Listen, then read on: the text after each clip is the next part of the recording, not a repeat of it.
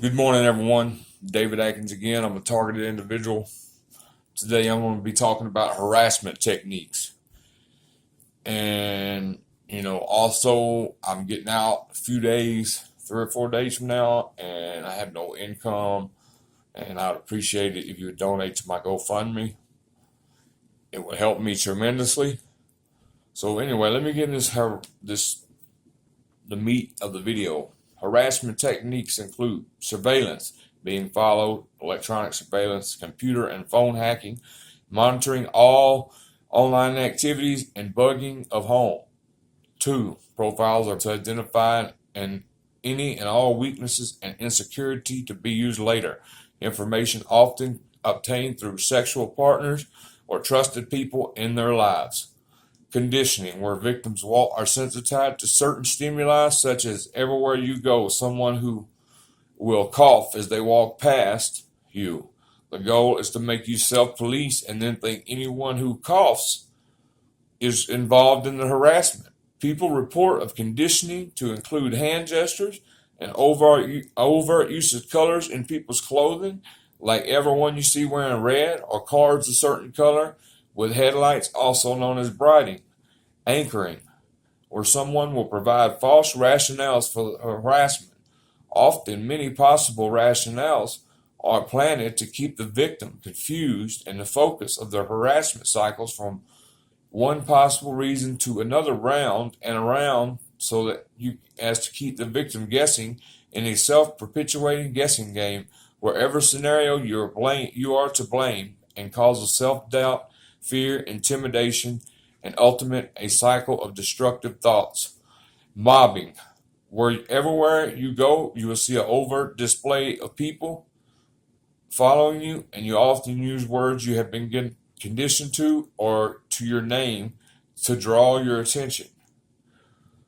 6. Street theater, where a group will perform an overt activity like a fake confrontation or scenarios designed to test your reactions. Often takes the form of a couple who position themselves near you and then have a conversation using many of your conditioned words or pertaining to your particular situation and sensitivities. 7. The use of directional speakers, which have the ability to direct sound to a single individual in a crowded room. This particular item is ultimately the most used and often referred to as V2K or voice to skull, and is used extensively in the psychological breakdown of the victim. The use is usually to cause the target to doubt their sanity and drive them into mental health system, and later on just to torment them and never give the target a moment of privacy or peace. If they do enter the mental health system, then harassment escalates dramatically, as the victim has now been discredited and can be labeled as someone with a mental problem if they do speak up about the harassment. 8. The use of electronics to affect your eyesight and balance, which was originally developed by the military for police crowd control, called dazzing, and even the ability to make you vomit.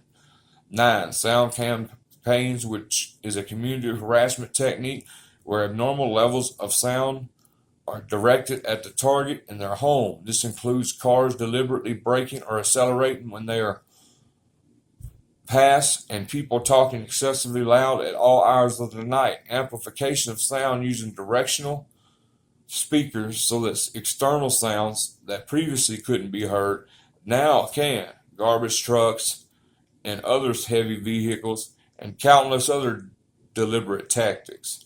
Sleep deprivation.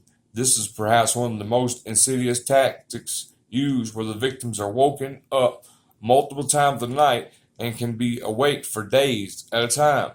The effects are dramatic and completely debilitating in affecting concentration, mood, irritability, appearance, and significantly impacts all areas of their life, job performance, relationship, and significantly aids in discrediting the victim as they appear. And when I say victim, it means target. As they appear unorganized, deceitful, sleeping patterns alter so they may sleep during the day, where noise campaigns are more effective and be awake at night, where they can be painted as the one making noise and being a disruptive member of the community. 11. Baiting or entrapment, where targets are harassed to the point that they lash out and commit a crime such as assault, break and enter, and vandalism, as they try to locate the source of the harassment. Harassers will actively try to provoke verbally and physically confrontations, especially after a period of sleep deprivation, or they are prompted into an activity which then can be used as leverage, such as affairs, sexuality, drug use, and other criminal activity.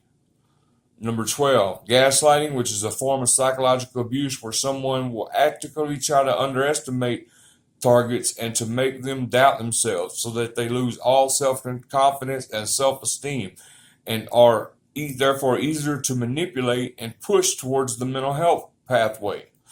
It can be as simple as being told something which they deny, then telling them how silly they are for thinking that they said that, and turn the lie around into an attack on a person.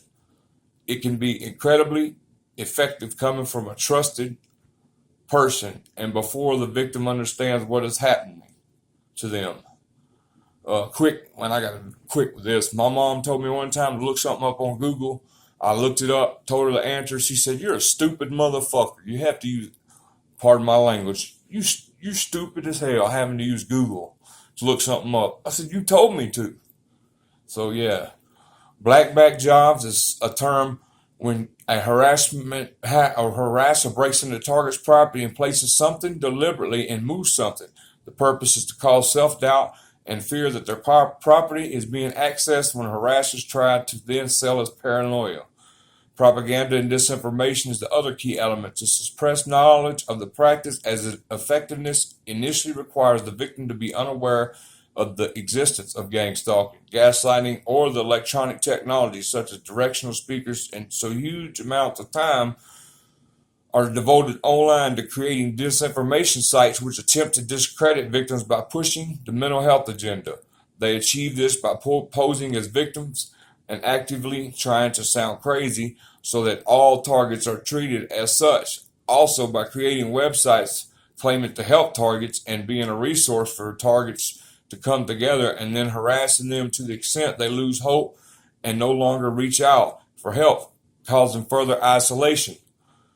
Further to the above, gangstalkers rely on disbelief and discrediting, and such much of the harassment is designed, at least initially, to mimic mental health issues.